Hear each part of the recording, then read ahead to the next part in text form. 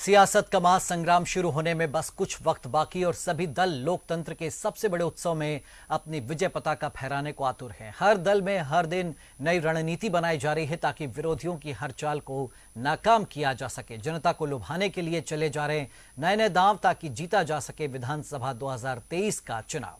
नमस्कार, हमारी इस खास पेशकश में आपका स्वागत है। आपके साथ मैं हूं दीपेश जैन। तो मध्य प्रदेश, छत्तीसगढ़ समेत नवंबर दिसंबर में कुछ राज्यों में चुनाव होने हैं और ऐसे में डीएनएन की टीम भी आप तक पहुंचा रही है हर चुनावी खबर। साथ ही हम हर दिन एक विधानसभा सीट का कर रहे हैं विश्लेषण, जान रहे हैं उस सीट का इतिहास, कैसा है मतदाताओं का मिजाज और क्या है उस क्षेत्र के चुनावी मुद्दे, क्या है उस सीट से जुड़ी खास बातें। तो चलिए शुरू करते हैं 23 के तीरंदाज।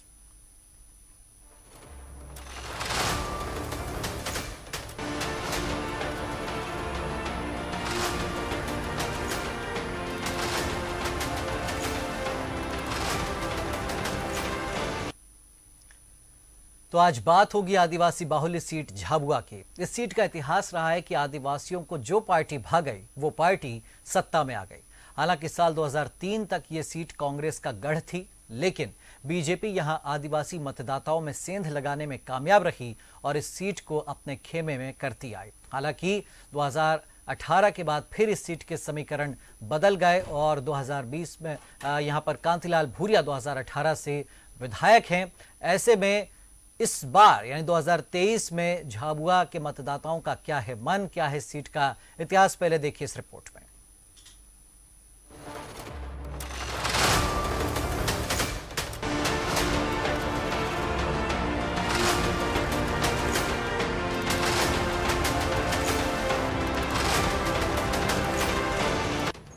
झाबुआ विधानसभा सीट कांग्रेस के खेमे वाली सीट है। आदिवासी मतदाताओं वाली इस सीट पर साल 2019 के उपचुनाव में कांग्रेस ने जीत का परचम लहराया था। इससे पहले साल 2018 के चुनाव में बीजेपी के जीएस डामोर ने यहां जीत दर्ज की थी। बाद में जीएस डामोर के लोकसभा चुनाव लड़ने के कारण ये सीट खाली हो गई थी। झाबुआ सीट बारी बारी से बीजेपी और कांग्रेस के खाते में जाते रही है। झाबुआ सीट पर सबसे ज्यादा वोट ग्रामीण इलाकों में ही मिलते आए हैं, लिहाजा दोनों ही पार्टियों के प्रत्याशियों की नजरें पिटोल, कल्याणपुरा, बोरी, रानापुर और आसपास ज्यादा रहती है। साल 2018 में इस सीट पर सभी की विशेष निगाहें थीं, क्योंकि यहां से पहली बार इतने शिक्षित उम्मीदवार मैदान में थे। बीजेपी से इंजीनियर गुमान सिंह डामोर और कांग्रेस से कांतिलाल भूरिया के बेटे डॉक्टर विक्रांत भूरिया। कांतिलाल भूरिया की इस इलाके में जबरदस्त पकड़ रही है और इसके चलते वो पूरे समय अपने बेटे के लिए लगे रहे। हालांकि चुनाव में डॉक्टर विक्रांत भूरिया जनता का विश्वास नहीं जीत पाए और सीट हाथ से निकल गई, लेकिन उपचुनाव में ये सीट बीजेपी को गंवानी पड़ी। और आइए अब नजर डालते हैं पिछले चुनावी परिणामों पर। 2019 उपचुनाव, कांतिलाल भूरिया कांग्रेस विजेता, भानु भूरिया बीजेपी दूसरे स्थान पर। 2018 जीएस डामोर बीजेपी विजेता, डॉक्टर विक्रांत भूरिया कांग्रेस दूसरे स्थान पर। 2013 शांतिलाल बिलवल बीजेपी विजेता, जेवियर मेड़ा कांग्रेस दूसरे स्थान पर। 2008 जेवियर मेड़ा कांग्रेस विजेता, पावे सिंह पारगी बीजेपी दूसरे स्थान पर। 2003 पावे सिंह पारगी बीजेपी विजेता, स्वरूप भाई भाबर कांग्रेस दूसरे स्थान पर।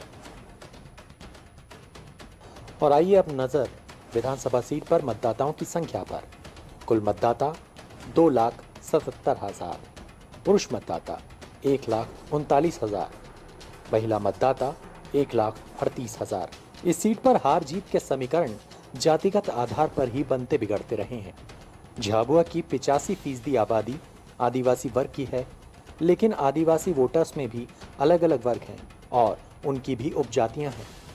85% मतदाताओं में भील, भिलाला और पटालिया वर्ग के मतदाता हैं, जो कि कांग्रेस के वोट बैंक रहे हैं। हालांकि पिछले कुछ सालों से इसमें बीजेपी ने सेंधमारी जरूर की है। वहीं दूसरी ओर आदिवासी संस्कृति को सहेजे भगोरिया मेला झाबुआ में बेहद प्रसिद्ध रहा है।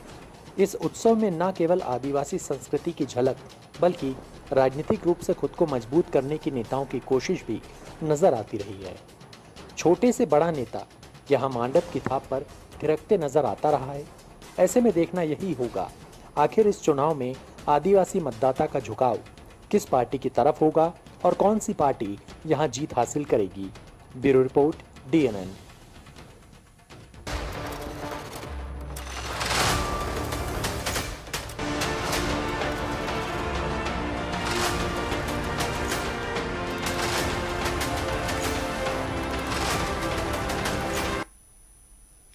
और चलिए इसी सीट पर हम चर्चा करेंगे। कुछ खास मेहमान हमारे साथ और एक्सपर्ट्स का एक पैनल मौजूद है। हमारे साथ में हमारे पॉलिटिकल एडिटर रवि अवस्थी जी, आपका स्वागत है। हमारे साथ में वरिष्ठ पत्रकार इंदौर से जुड़ गए हैं राजेश जौहरी जी, और आदिवासी अंचल पर आपकी अच्छी खासी पकड़ है। राजेश जी, आपका स्वागत है। और हमारे साथ एग्जीक्यूटिव एडिटर महेंद्र विश्वकर्मा जी, आपका स्वागत करते हुए पहला कमेंट राजेश जी आपसे, लेकिन उसके पहले एक चीज मैं कहना चाहूंगा इस सीट से जुड़ी खास बात। 2003 में जब दिग्विजय सरकार की बुरी तरह हार हुई थी और बीजेपी ने तमाम रिकॉर्ड ध्वस्त किए थे, तब दिग्विजय ने कहा था कि झाबुआ जिले में हार हुई है, इसलिए मैं पूरे प्रदेश में अपनी हार यानी कांग्रेस की हार स्वीकार करता हूं। तो ये मिजाज है झाबुआ जिले का, आदिवासी अंचल का, जो कांग्रेस का गढ़ हमेशा से मानी जाती रही है। राजेश जी, तो अब तक जो देखे हमने समीकरण बड़े उलटफेर होते रहे। एक दौर था जब कांग्रेस का गढ़ थी, बीजेपी ने सेंध लगाई, कई सीटें जीती, फिर वो हार जीत चलती रही सीट पर। इन 2018 और 2020 के बाद बदली परिस्थितियों में इस वक्त झाबुआ में क्या सियासी माहौल है? दिवेश जी, ऐसा है कि आपने आपकी रिपोर्ट में भी बताया है कि वहां पर जो कांग्रेस का वोट बैंक रहा है वो जो भील और बिलाला है, और ये बात सही भी है जी। गतिविधि हुई थी झाबुआ में, जिसको विश्व हिंदू संगम नाम दिया गया था, RSS ने किया था ये। तो उसमें क्या हुआ था, उसमें 3 लाख जो है RSS के स्वयंसेवक सब जगहों से इकट्ठे हुए थे, और उसमें करीब 20-25 दिन पहले से घर घर से रोटियां लाना, घर घर पे जोड़ना, घर घर से पैसे इकट्ठे करना, पैसे उसके लिए, मतलब लोगों को हर आदमी ने 10 रुपए भी दिए तो उसको जोड़ना था, जैसा अयोध्या में हुआ था, आपने देखा होगा। तो वो जो हिंदू संगम किया था 2001 में, उसकी परिणति हमको 2003 में देखने को मिली कि 2003 में सारे के सारे रिकॉर्ड ध्वस्त हो गए और बीजेपी जीत गई। तो मतलब कुल मिला के RSS का जो वर्क था, RSS का जो होमवर्क था, उसने बीजेपी को जीत दिलाई। अब उसमें क्या हुआ, 2003 में भी जीते, 2008 में भी जीते, 13 में भी जीते, लेकिन जो 2003 जो एक वाला जो 2001 में उस समय समझ लीजिए कि 1 साल का रहा होगा, तो वो 2018 में 17 साल का हो गया, या 2000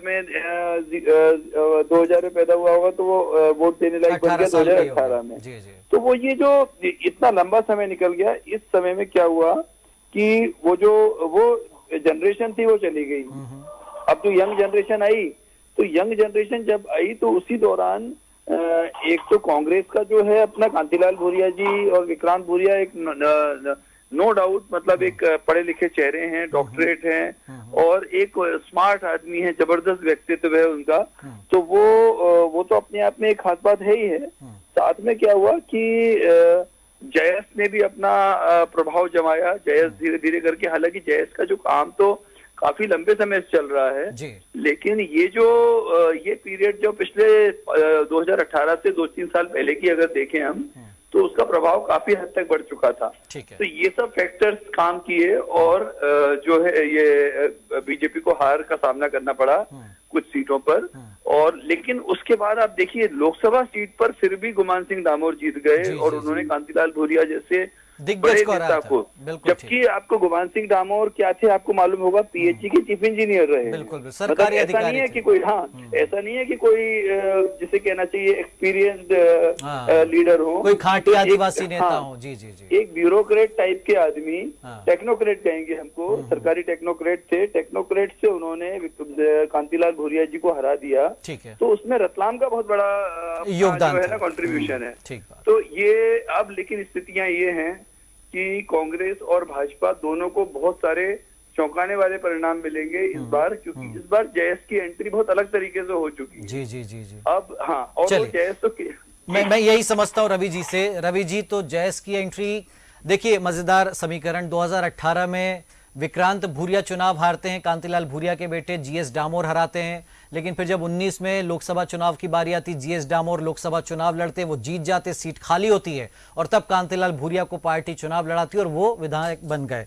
अब इस बार आपको क्या लगता है, कांग्रेस के पास क्या कोई ऑप्शन है? और भूरिया इतना बड़ा चेहरा, बीजेपी के लिए क्या मुश्किलें हैं इस सीट पर, और वहां का जो राजनीतिक मिजाज है क्या बदला है 18 के बाद में? देखिए दीपेश जी, मुझे जो जानकारी मिली है सूत्रों से, वो पहले तो ये बता दूं कि विक्रांत भूरिया जो पिछला चुनाव लड़े थे 2019 में, तो निश्चित तौर पर अब चर्चा ये है कि कांतिलाल भूरिया अपने बेटे के लिए दूसरी सीट तलाश रहे हैं। अच्छा, तो इसका मतलब साफ है कि वो झाबुआ से लड़ेंगे, क्योंकि वो विधायक रहना चाहते हैं। और तो निश्चित तौर पर कांग्रेस में इस तरह की कोई दिक्कत है नहीं कि परिवारवाद जैसे आरोप तो उस पर लगते ही रहे हैं। तो पिता पुत्र दो अलग अलग सीट पे लड़ जाए तो मुझे लगता नहीं कि कोई दिक्कत कांग्रेस में होगी। बीजेपी में जरूर इस तरह की सीमाएं तय हैं। तो लेकिन जहां तक भाजपा झाबुआ पर्टिकुलर की बात की जाए तो देखिए, जैसा आपने पहले कहा कि दिग्विजय सिंह जी का जो स्टेटमेंट था उस समय 2003 में जब झाबुआ हारे थे, तो उन्होंने कहा था कि लगता है कि कांग्रेस की वाकई हार हुई। तो स्वाभाविक तौर पर देखिए, झाबुआ गढ़ है एक तरह से, आदिवासी क्षेत्र मध्य प्रदेश में, हालांकि आदिवासियों की संख्या 21.9% है कुल आबादी का, और इनमें भी भील बिलाला और गोंड सबसे ज़्यादा बड़ी आबादी वाले हैं। तो भील बिलाला की जो ज़्यादातर आबादी है दीपेश जी, वो झाबुआ और उस क्षेत्र में निवास करती है। तो स्वाभाविक तौर पर आप देखिए कि जो वहाँ का भिलाला या भील जाति के जो समुदाय है, तो स्वाभाविक तौर पर, हालांकि कोरकू भी कुछ संख्या में, कुछ और अन्य सहजातियाँ भी है, तो लेकिन बावजूद इसके 85% आबादी जो है आदिवासी वर्ग की उस विधानसभा क्षेत्र में आती है। चूँकि शहरी क्षेत्र है, नगरीय क्षेत्र भी इससे लगा हुआ है, तो अन्य जातियों के लोग भी निवास करते हैं। लेकिन एक देखा जाए तो झाबुआ पर्टिकुलर में कहीं ना कहीं कांतिलाल भूरिया का एक तरह से गढ़ रहा है, खास करके भूरिया परिवार का गढ़ रहा है।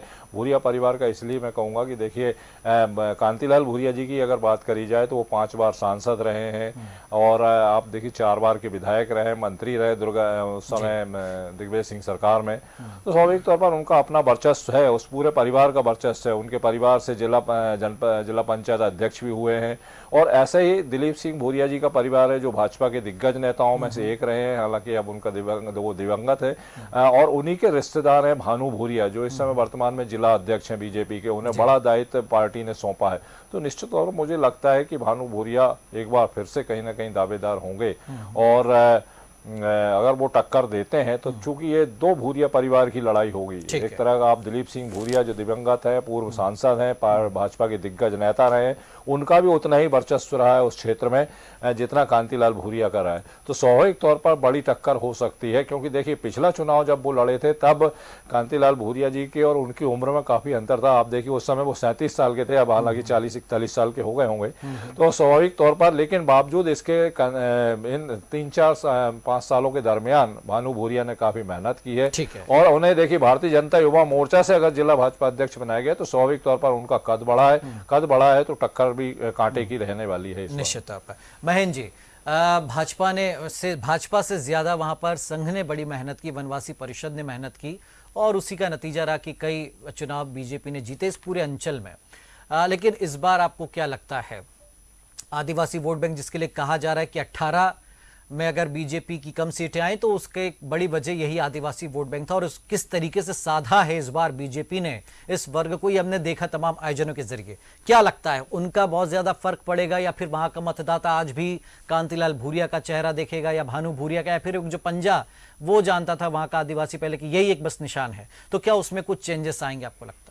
ऐसा तो नहीं कहा जा सकता, क्योंकि ऐसा पहली बार नहीं हुआ कि जब भारतीय जनता पार्टी का वहाँ पर विधायक बना हो। कई बार विधायक बने हैं भारतीय जनता पार्टी के, लेकिन ये ओवरऑल हम कहें कि कांग्रेस ने जब सबसे ज़्यादा शासन किया है मध्य प्रदेश में, तो ऐसा भी लगता है कि पिछले दौर की यदि हम बात करें तो निश्चित तौर से कांतिलाल भूरिया एक जनजाति वर्ग के बड़े नेता हैं, और उन्होंने जो अपना जो जिस तरीके से रवि अवस्थी जी ने बताया कि वो इतने बार सांसद रहे हैं और 4 बार करीब विधायक रहे हैं, मंत्री भी रहे हैं, तो मध्य प्रदेश शासन में मंत्री के साथ साथ केंद्र में भी उनकी काफ़ी जो है दखल हमने देखा है।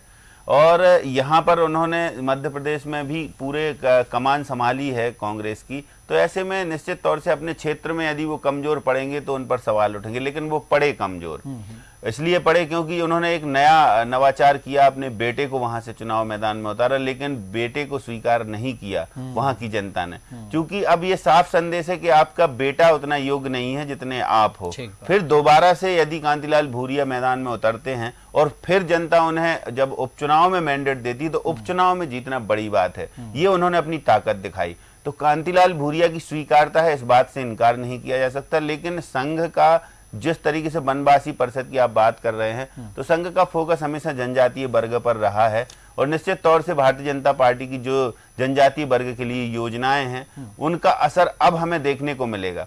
रही बात वहां के जिलाध्यक्ष की, तो देखिए इससे पहले वो युवा मोर्चा के जिलाध्यक्ष थे, और जो भानु भूरिया हैं उनकी सबसे बड़ी बात यह है कि जब पहले अगर हम वैसे देखें एक राजनीतिक लिहाज से, तो जब भानु भूरिया 1 साल के थे या 1 साल पैदा भी नहीं हुए थे तब कांतिलाल भूरिया ने पहला चुनाव लड़ लिया था। तो ये एक बड़ी बात है। लेकिन आज भानु भूरिया यदि समकक्ष होकर टक्कर दे रहे हैं उनको, उपचुनाव में उन्हें प्रत्याशी बनाया जाता है, तो वो भी एक भाजपा की अंदरूनी एक राजनीति का हिस्सा है, अंदरूनी निर्णय है, क्योंकि इससे पहले जो विधायक चुने गए थे वो भी दावेदार थे, लेकिन उनको टिकट नहीं देके टिकट दिया गया भानु भूरिया को, क्योंकि उनकी कई शिकायतें संगठन के पास थी। सेम कंडीशन जेबीआर मीणा के साथ हुई कि जेबीआर मीणा को टिकट न देके इनको टिकट दिया गया कांतिलाल के लड़के को, तो ये विक्रांत भूरिया को। तो यहाँ पर ये जनजाति वर्ग में भी काफी कंट्रोवर्सी है, काफी कॉन्फ्लिक्ट है, क्योंकि एक जाति का दूसरा सिनेरियो होता है, दूसरी जाति का दूसरा होता है। एक जाति जरूरी नहीं है कि जनजाति है तो जनजाति सीधा पूरा कांग्रेस को वोट देगी,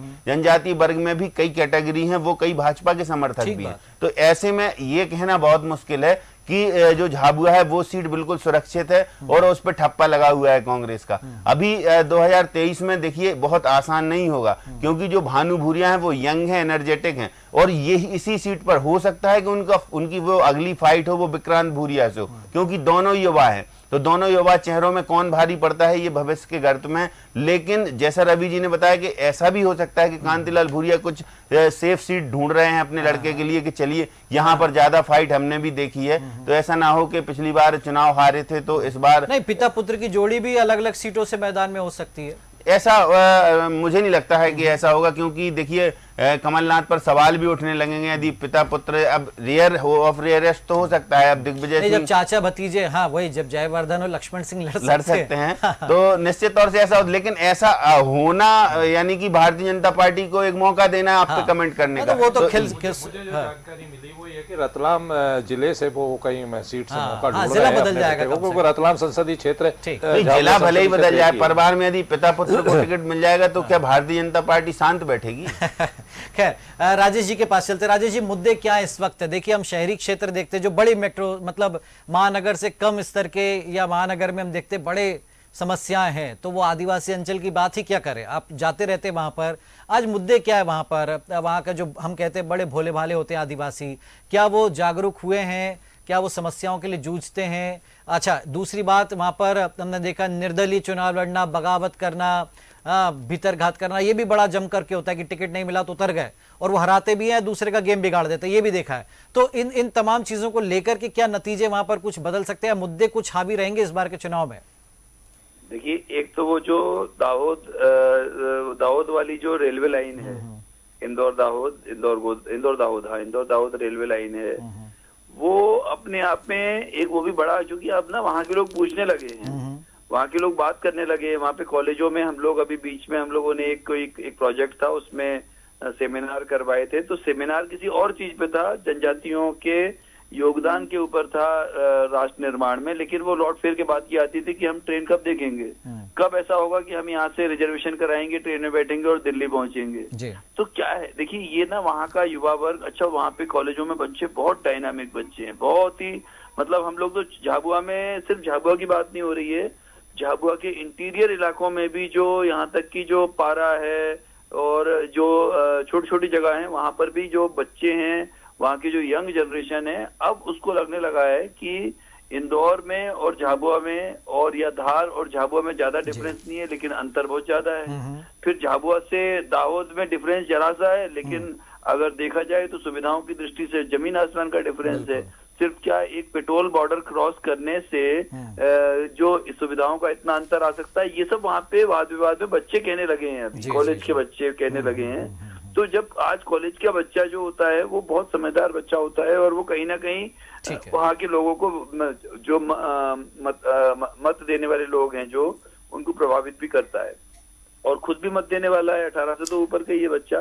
तो एक तो ये मुद्दा हो गया। दूसरा मुद्दा ये देखिए, कहीं ना कहीं आरएसएस का जो अपनी जो पकड़ है, जो आरएसएस के अपने लोग हैं, जो बनवासी कल्याण आश्रम के लोग काम कर रहे हैं, फिर उसके बाद एक विद्या भारती होता है, विद्या भारती है, एक ग्राम भारती है, और ये लोग जो अपने हालांकि वो एकल विद्यालय उस तरह से नहीं चल रहे हैं जैसे आज से करीब 15-20 साल पहले चलते थे, लेकिन फिर भी गांव-गांव में जो विस्तारक निकल रहे हैं, विस्तारक आप समझते होंगे, जो कोई साल भर के लिए 2 साल के लिए पूर्णकालिक बनते हैं, जो बच्चे होते हैं कॉलेज में पढ़ रहे हैं, तो वो लोग विस्तारक बनते हैं, विस्तारक बन के वहां जाते हैं और वहां जाके इंदौर के बच्चे, मतलब एक GSITS से पढ़ने वाला बच्चा वो कहे कि झाबुआ के इंटीरियर में मुझे, जो पेटलावद के एक इंटीरियर गांव में जाकर मुझे विस्तारक रहना है वहां पर, तो वो देखिए उसके पास करिश्मा तो होगा, वो जो GSITS में पढ़ रहा है, जिसने ये कंपटीशन फाइट करके आया है। तो इस तरह से कहीं ना कहीं संघ का भी काम चल रहा है, क्योंकि संघ का मेन उद्देश्य जो ये है कि कैसे भी करके किसी भी स्थिति में जो आदिवासियों में वो भावना नहीं आए जो जिसका डर है सब जगहों पे, और जो कहीं ना कहीं हम लोग कई बार फील करते हैं जो थानों पे, जो झाबुआ में नहीं हुआ है कभी, आपने देखा होगा खरगोन में हो गया, धार में थोड़ा बहुत हो गया, खंडवा में हो गया और इंदौर जिले में हो गया, पर वो चीज झाबुआ में अभी तक उस तरह की नहीं हुई है।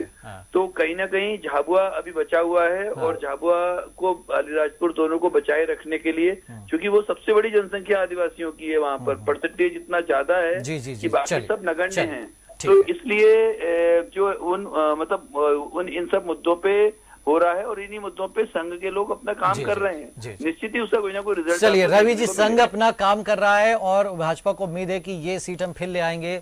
जयस क्या भूमिका निभाएगा? क्या कांग्रेस जो आदिवासी सीटें हैं, मतलब ओवरऑल बात कर ले, जो खबरें आई थी बीच में गोंगपा से गठबंधन, तो क्या जयस से भी गठबंधन की कोई कोशिश होगी या जयस यहाँ पर खेल बिगाड़ सकते इन सीटों पर? निश्चित तौर पर एक बड़ा एक तरह से देखा है चिंता का विषय है दोनों ही दलों के लिए, बीजेपी और कांग्रेस, क्योंकि बताया ही जाता है कि बड़ी संख्या में युवा वर्ग को इस संगठन ने अपने से जोड़ा है। हालांकि ये संगठन भी 2 फाड़ हो चुका है, डॉक्टर हीरालाल अलावा का घोटाला गए और एक जो दूसरे डॉक्टर आनंद राय हुआ करते थे वो तो हालांकि अब उन्होंने एक दूसरी पार्टी ज्वाइन कर ली है, लेकिन कहीं ना कहीं उनका भी इस जयस में हस्तक्षेप रहा है। तो एक निश्चित तौर पर हालांकि जयस काफी फर्क डालेगा, इससे मतलब इनकार नहीं किया जा सकता, लेकिन स्वाभाविक तौर पर झाबुआ में अभी भी जो है बीजेपी और कांग्रेस के बीच ही कांटे की टक्कर होती है। तीसरा दल अगर जयस के वहां पर उभरता है तो इसके निश्चित तौर पर देखिए इसका नुकसान कहीं ना कहीं कांग्रेस को पहले भी होते रहा है, और मुझे लगता है कि जो कांग्रेस के परंपरागत वोट हैं वो जयस भी कहीं उनकी विचारधारा एक सी है, तो नुकसान अगर कहीं होता है तो कांग्रेस को होगा उसका। तो मुझे लगता है कि जयस निश्चित तौर पर जाता है। जीजीपी की बात है तो देखिए जीजीपी जो अन्य 5 सीटों पर जब 2018 में दूसरे या तीसरे नंबर पर रही थी, उससे समझौते की बात संभवतः कांग्रेस की चल रही है, हालांकि अभी इसकी घोषणा नहीं हुई अधिकृत तौर पर, लेकिन वो उसका प्रभाव जीजीपी का प्रभाव ये सीटें नहीं होंगी, वो मंडला बेल्ट का जो या बालाघाट उधर। चलिए एक मयंक जी लास्ट कमेंट आपसे, तो झाबुआ सीट बड़ी अहम, और चूंकि ये जो पूरे 5 साल रहे मध्य प्रदेश के, इसमें सबसे ज्यादा अगर कोई फोकस में रहा तो आदिवासी वर्ग रहा है, और इसीलिए आज हमने झाबुआ सीट से इस अंचल की हमने चर्चा की शुरुआत की है। लास्ट कमेंट आपका बहन जी। बिल्कुल, देखिए जनजातीय वर्ग फोकस में रहा, इस बात से तो कोई इनकार कर नहीं सकता, और खासकर सरकारों के फोकस में रहा, चाहे मध्य प्रदेश की सरकार हो या केंद्र की सरकार हो, या फिर देखिए राज्यपाल मंगू भाई पटेल भी जनजातीय वर्ग में ज्यादा फोकस करते रहे। शुरुआती दौर में जो उनके दौरे थे वो जनजातीय वर्ग बाहुल्य जिलों में थे। तो ऐसे में सरकार से लेकर और संगठन तक यदि जनजातीय वर्ग पर फोकस है तो उसका कारण भी है दीपेश 2018 का चुनाव। 2018 के चुनाव में भारतीय जनता पार्टी को 19 से कम सीटें मिली थी जनजातीय वर्ग से। वोट परसेंटेज भले ही बहुत ज्यादा नहीं घटा था, लेकिन सीटों का जो मूल्यांकन था वो ज्यादा था। तो अंतर इतना पाटने के लिए जनजातीय वर्ग पे खासा फोकस है। लेकिन इस क्षेत्र की यदि हम बात करें ओवरऑल झाबुआ की जैसे हम बात कर रहे हैं, तो यहाँ बुनियादी मुद्दे अभी भी वैसे ही हैं। बुनियादी मुद्दे ठीक वैसे इसलिए भी हैं क्योंकि बिजली, हाँ, बिजली, सड़क, पानी, मूलभूत सुविधाएं, पलायन आज भी जारी है, क्योंकि पलायन 70 से 80% पलायन गुजरात की तरफ जाते हैं। यहाँ के जो मजदूर वर्ग है, जब वोटिंग होती है या चुनाव होते हैं तो वहां से बसों में भर के लाना पड़ता है, ये एक बड़ी समस्या है। तो रोजगार से तो वंचित हैं, शिक्षा, मुख्यालय पे भले ही शिक्षा ठीक हो लेकिन दूरस्थ अंचलों में शिक्षा का भी अभाव है। तो बहुत सारी ऐसी चीजें हैं, मुद्दे बहुत होंगे और मुद्दों के आधार पर चुनाव होगा। लेकिन पैसा एक्ट जो कानून जो मध्य प्रदेश सरकार ने ये गेम चेंजर जो एक्ट लागू किया है, इससे थोड़ा सा अब लगता है कि कांग्रेस भले ही विरोध कर रही हो, लेकिन कांग्रेस विरोध करने के बावजूद भी ये कांग्रेस के ही वहां के सदस्य थे जिनकी अनुशंसा थी पैसा एक्ट के लिए। अब सरकार ने लागू किया तो विरोध करने की गुंजाइशें खत्म है। तो ऐसे में अब लगता है कि जैस की भूमिका क्या होगी ये महत्वपूर्ण है, क्योंकि जब जातिगत मूल्यांकन होता है या जातियों में बटा हुआ वर्ग जो जनजाति का होता है, उनमें जैस कितनी सेंधमारी कर सकता है और जैस किसके पाले में या किसके खेमे में जाकर बैठता है, थोड़ा टर्न होता है, इंडिविजुअल होता है। यदि जैस इंडिविजुअल चुनाव लड़ेगा तो निश्चित तौर से मुकाबला जो है वो त्रिकोणीय होने की संभावना है। लेकिन यदि नहीं, जैस की एंट्री ऐसी होती है कि या तो भाजपा के पक्ष में हो या कांग्रेस के पक्ष में हो, आधा आधा भी होता है तो भी सीधा सीधा मुकाबला भाजपा और कांग्रेस का होगा। क्योंकि लगातार 3-3, 4-4 बार यदि भारतीय जनता पार्टी का विधायक यहां से बनता है तो ऐसा तो कतई नहीं कहा जा सकता ये गढ़ कांग्रेस का है। 2023 में क्या होंगे परिणाम ये तो भविष्य के गर्त में होंगे, लेकिन फिलहाल अभी जनजातीय वर्ग पर फोकस दोनों पार्टियों का बरकरार है। बिल्कुल ठीक। बहुत शुक्रिया आपका मयंक जी, शुक्रिया राजेश जी और शुक्रिया रवि जी आपका हमारे साथ इस चर्चा में जुड़ने के लिए। तो 23 के तीरंदाज में आज हमने बात की झाबुआ सीट की, आदिवासी बाहुली ये झाबुआ सीट जहां पर महिला और पुरुष मतदाताओं की संख्या लगभग बराबर है और कई दशकों से ये आज भी जो क्षेत्र के लोग हैं मूलभूत सुविधाओं को महरूम हैं, तरस रहे हैं। तमाम दलों ने वहां पर सत्ता हासिल की, कोशिश भी की, लेकिन वो कोशिशें आधी अधूरी रही हैं और यही वजह है कि आज भी इसे हम विकास की दौड़ में पिछड़ा हुआ जिला ही मानते हैं। तो 23 के चुनाव में झाबुआ की जनता किसे देगी जनादेश, वक्त बताएगा। फिलहाल हमारी इस खास पेशकश में इतना ही। आप देखते रहिए DNN न्यूज़। नमस्कार।